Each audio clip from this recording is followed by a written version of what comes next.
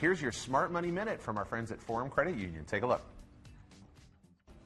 Welcome back, friends. It is time for your Smart Money Minute, sponsored by our friends at Forum Credit Union. That's right. We've got our friend Andy Mattingly here with some expert financial tips. The topic today, teaching us about the balance between being frugal and then being a little extravagant in our spending. All right. All about balance, Andy. Yes, definitely. Thanks for having me back today. Absolutely, Andy. Love it when you're here. Let's dive right in talking about frugality. Do people, in your opinion, understand or misunderstand the meaning of being frugal? I think a lot of people misunderstand the idea of being frugal because they think it's just like not doing anything, buying the cheapest thing and all of that. And really living a frugal lifestyle is all about spending less on things that don't matter to you so that you can spend more on the things that do matter to you. That's how we can get into this concept of being frugal and extravagant at the same time. Okay. Yes, and you always remind me that can look different based on the individual. Exactly. So what works for you isn't going to work for somebody else. So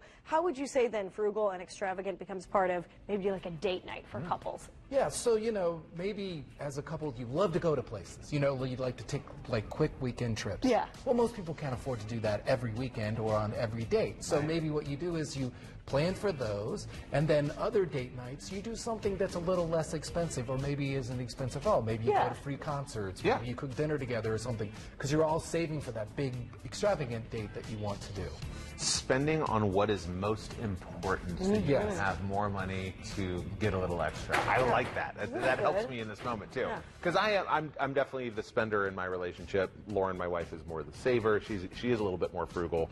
And the date night ideas. Let's talk about that. What about date night ideas if you've got kids and you want to be frugal? Yeah, so first of all, usually when you have kids, it comes with needing a babysitter, right? Of course. It can get expensive.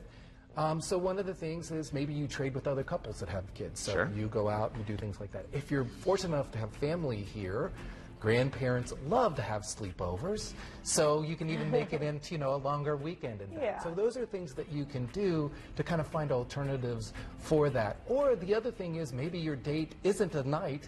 If your kids are in school, you can do something during the day. You can take time off of work and have a day date or something like that. Yes. You know, so you can do things like that. So you just sometimes have to get a little bit more creative so you can kind of cut down some of those expenses. That's a good idea. Yeah, like, hey, I'll meet you at lunch at this place. Maybe you heard about on Indy Now. Exactly. Yes, exactly. Maybe. I like that. And that kind of switches things up as well. So if somebody was then saying, okay, I've saved up, I'm ready for maybe something a little bit more extravagant, how could they maximize that opportunity? So that's when you start thinking about it's like, okay, I could fly somewhere that's only 6 hours away, but maybe the drive isn't that bad and we could have fun and do something there so you save a little bit of money. Or maybe you've always wanted to go somewhere. Like, say you've always wanted to go to Aspen, but you don't ski and you don't care about skiing, you just want to go to Aspen. Well, go in the summer. It's going to be a lot cheaper. And you can experience it. Maybe that's what you're looking. So I think you have to just be creative with those things. And you can find ways, you know, to kind of cut down on those expenses, and you can do more extravagant things. You've taught us over the years, if you want to enough, you will find a way, and there will be deals out there that you can find to save as well. Andy, great resources as always. Give us the scoop on the new podcast that you're hosting. Yeah, our new podcast is something that we're trying to make sure that everyone can have access to all of the financial advice we give. So it's called the Smarter Money Life Podcast. You can find it anywhere where you get podcasts. If you have trouble with that, just come out to forumcu.com, look for the Smarter Money Life resources out there, because we just want to help everyone live a better financial life. That's great. That's so great. You can search all those podcast episodes, and then you could search Andy's segments too.